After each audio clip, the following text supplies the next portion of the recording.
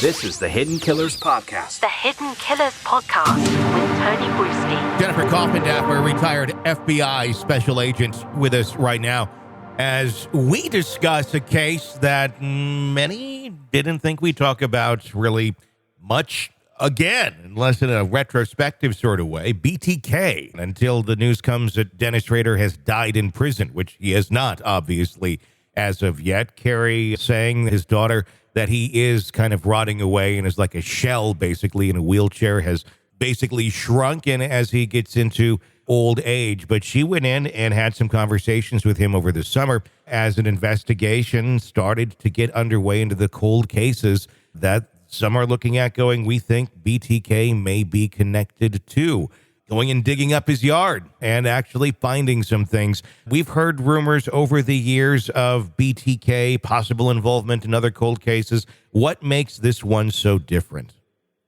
This one's so different because there's a lot of factors that are corroborating the fact that he possibly was involved in one murder out of Osage County in Oklahoma.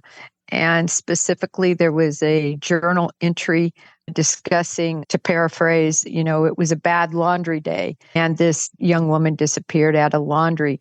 Furthermore, there was information about more hidden treasures or trophies for BTK, Dennis Rader, and exactly where they were hidden. And it was under a slab, which would have been under a shed. And they tore up all that concrete, and I believe about 2 feet under, they found a cylindrical-like structure that even had shingles around the side protecting it from the elements. And in there, they found the pantyhose that were, believed to be used in a strangulation. And I believe also it's just recently come out today, jewelry and possible other items. So we don't know who they're connecting that to. But it's very interesting that this is all coming at one time. It's as if, and it quite literally appears to be, they found one of, as BTK would put it, his hidey holes with stuff in, almost a time capsule of sorts.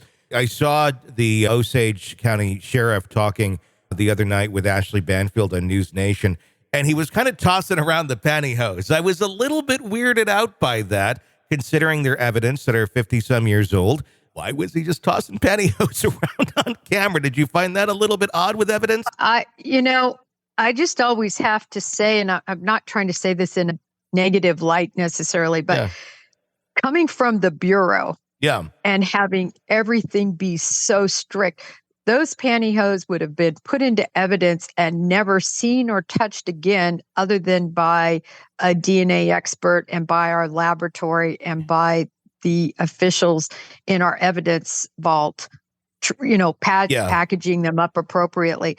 It's the things that I see, and saw, I worked with the locals for years, 6 years on the gang unit and things like that. And,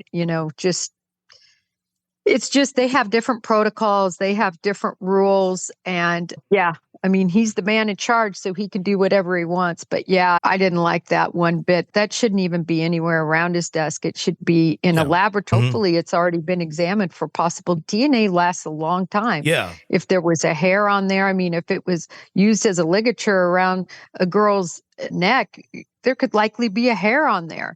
And, DNA that could be still recovered. We don't know, but I thought it was odd.